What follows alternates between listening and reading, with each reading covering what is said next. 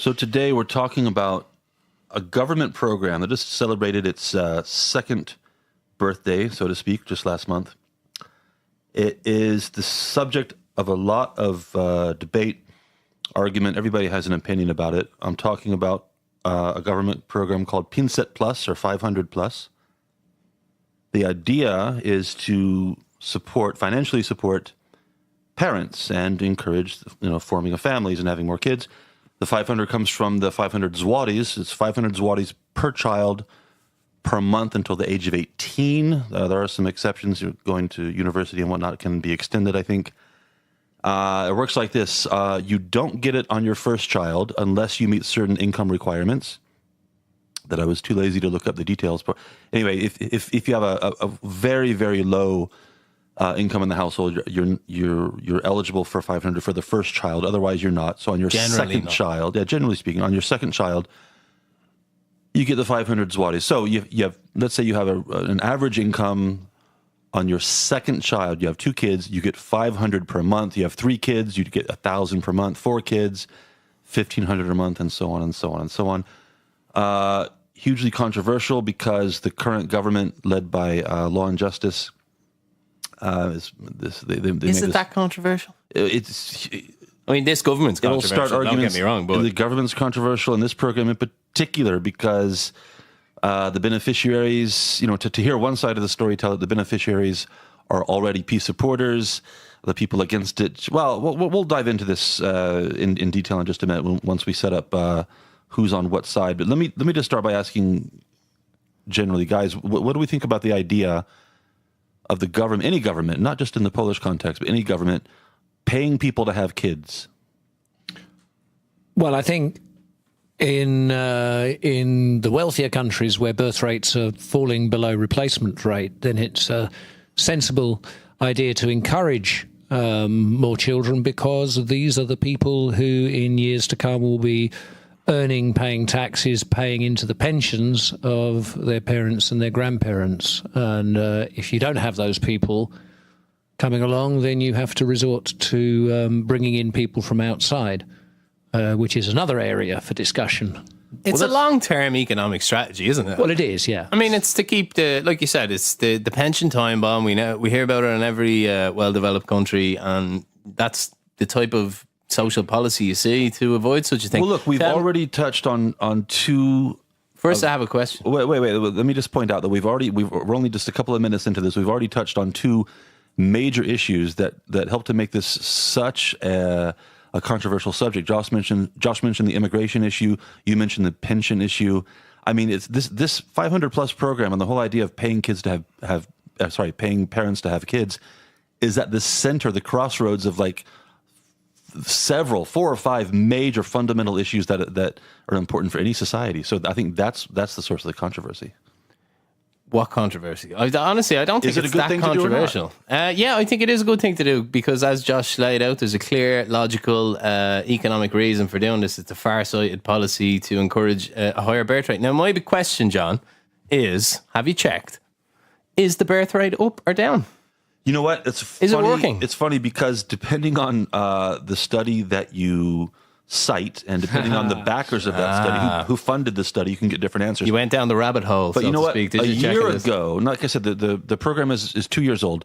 I remember a year ago, we got the first results about the effects the program was having, and there was a noticeable, statistically significant bump in the birth rate. And of course, supporters would rush in to say, you see, we're getting results and it works. And the other side says, well, how do you know it's a result of the payment program? Maybe there were other demographic factors. There could have been a baby boom, 20, 22, 25 years ago that results in a higher birth rate. Now, it's complicated. You can't point to one cause behind this kind of complicated phenomenon. I'd be comfortable if within 2 years the birth rate went up, drawing the conclusion that a law directly targeting the birth rate had at least significant effect on it. But wait, I think, there's a deeper subject here that I think a lot of people either overlook or intentionally avoid. Hit me with this deep subject. No, it is deep. This goes to Go deep. the foundations of our society.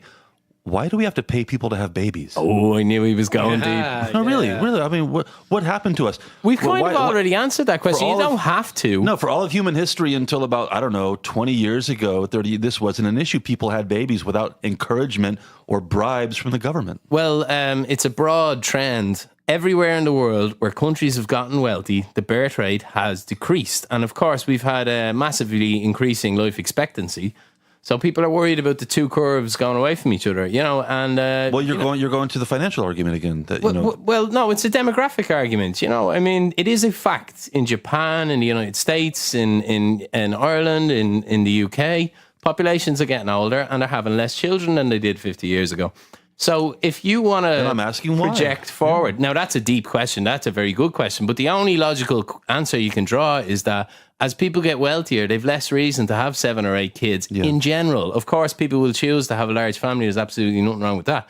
But in general, the logic is that economists and historians use is that people needed to have a large family when they were engaged in more manual labour, when there were less social nets to catch you with. Your kids helped you through if you had an accident or, in your old age. Josh? Well, there's also the thing that over, a good 2 or 3 decades now, there's been an increasing number of women in the workplace. So if you have a married couple, potentially a family, and when you have both of them working, then having children becomes more expensive. An excellent point. You have to either choose to stop working while the children are at a young age, or you have to pay for childcare while you carry on your job. And there can often be the case that when you factor in the costs of having a child and paying for childcare, nurseries, etc., that actually that completely negates the earnings that you get. And of course, women are working more and more because it is more expensive to, in most Western countries, to buy property. I mean, there's a very strong argument to say that the reason property is so much more expensive is because there's more money to pay for property, which has driven prices up as a consequence of women entering the workforce in greater numbers. But that's that's a kind of a chicken and egg thing that I'm not qualified to answer. Now, I think we're getting closer to another factor on my list. It started with immigration. Dave added pension. Now we're getting to something else that is another source of the conflict that surrounds discussing this issue, is when you start talking about why people aren't having babies. I think a lot of people feel like fingers are being pointed at them, and people feel they need to justify their decision to not have children or to have one instead of 2, or women suddenly feel like they're being attacked for wanting to have a career. So you start stepping on a lot of toes, and there's a minefield of sensitivities here.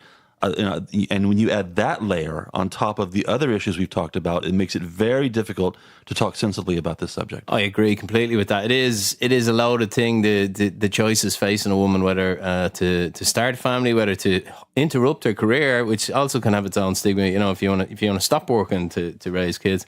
It's mad though. It's just kind of these are all products of the success of the economies in these countries. They're a series of hard choices, but they come from a place of having good employment, good opportunities.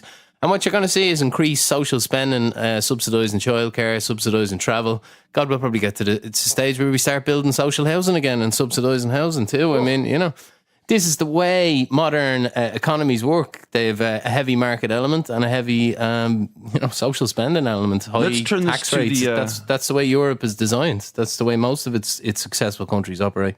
Sorry, Dave. Let's turn this to the Polish context and the 500 plus program in particular. But before we do, just as kind of a recap, or for the benefit of anyone listening who doesn't know the specifics of the situation here, let's define some of the names and the terms we're going to use here.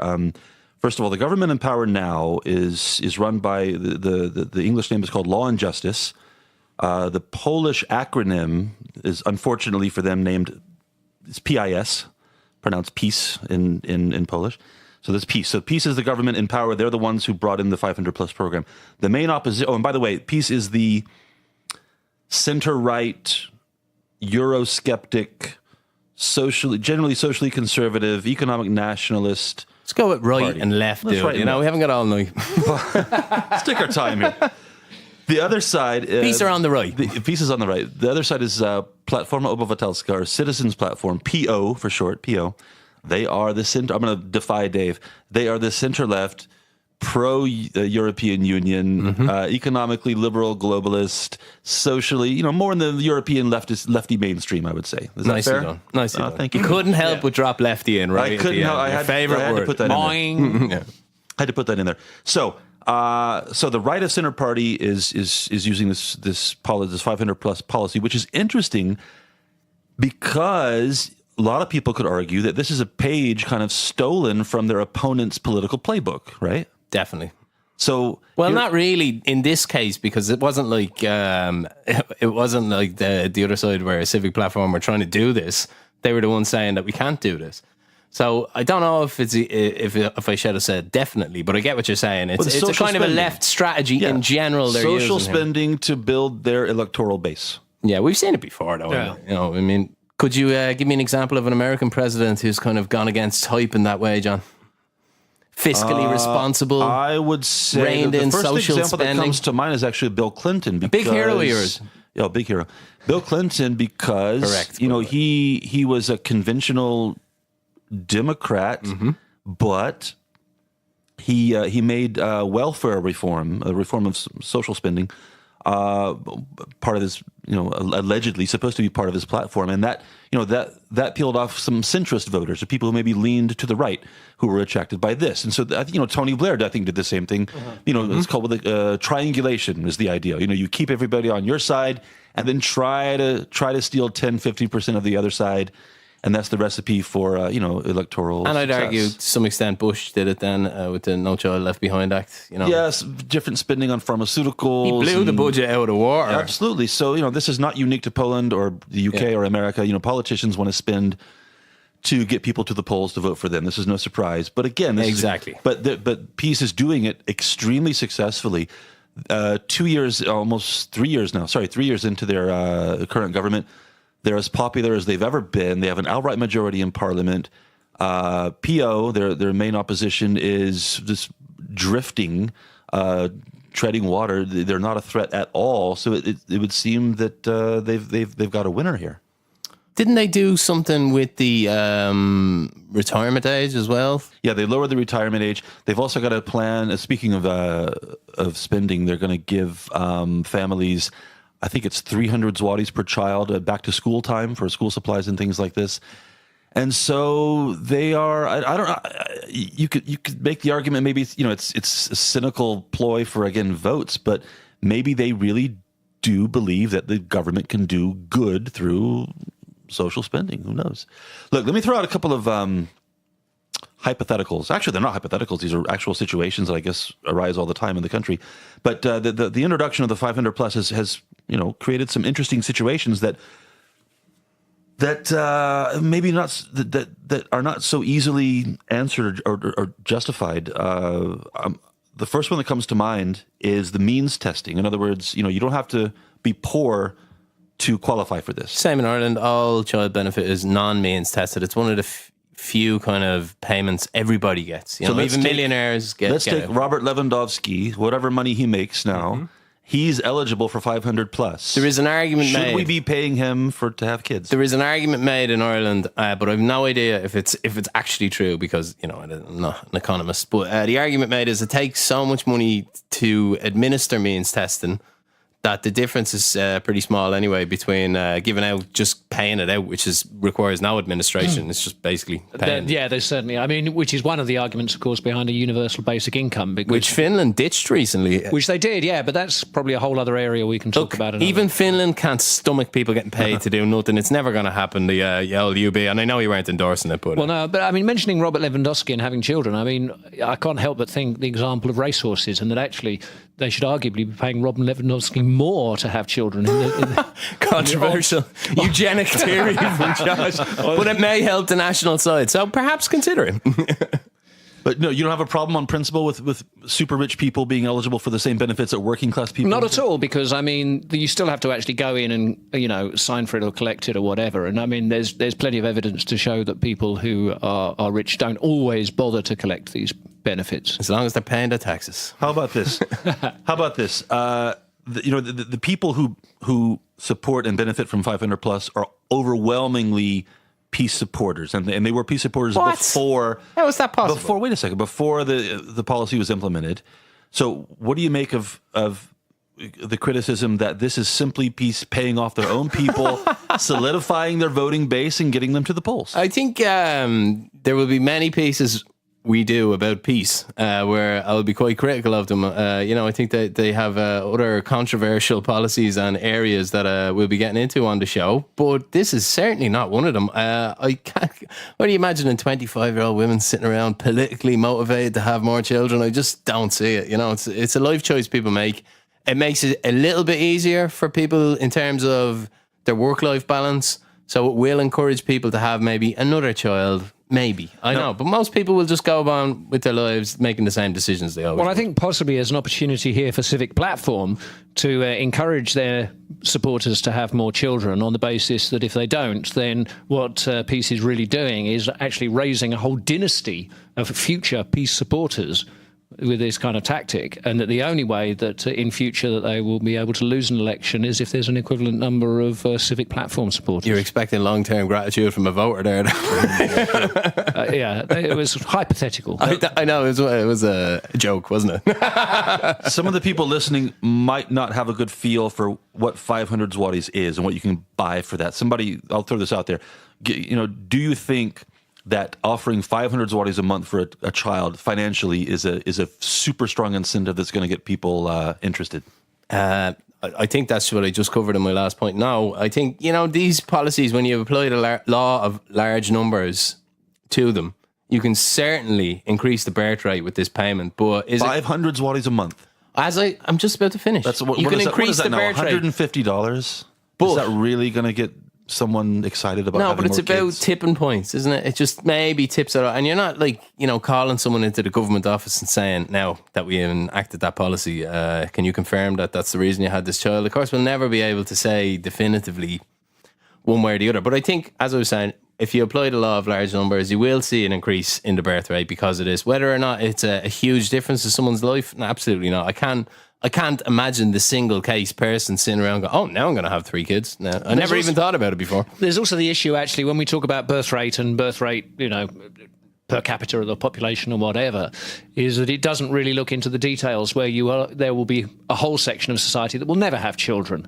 True. And similarly, there will be sections of society that may actually live in poorer rural regions where the difference between having 2, 3, 4 or 5 children is not particularly great in itself, but when it's the difference of getting 1,000 a month or getting 2,500 a month extra on top, when your living costs may be a lot lower than if you lived in a city. There's nothing wrong with that anyway, is there? Because there's been a demographic clearing out of the less populated villages in Poland, and if it helps to get those populations back to where they were before the boom in the cities, well, that's true, it's probably no bad thing. But actually, I mean, Poland is exceptional in Europe for having such a high percentage of the population that doesn't live in cities, although people are moving much more towards cities compared to just about every other large country in Europe. The vast majority of people in those countries do live in urban centres. That's a good point as well. You're right. It's very spread out. A lot of small towns in Poland, a lot of small towns. Once it's out of the bottle, once the toothpaste is out of the tube, it's hard to put it back in. Can you imagine any government? Why would you want to? But can you imagine any government coming into power and saying, you know what, we're done with that now. We're not going to do that anymore. Absolutely no chance. No, once you give it, it's there forever. Yeah. Right? Particularly when it's for babies. You take away the baby's money. Nice. My opponent is anti-baby. Yeah.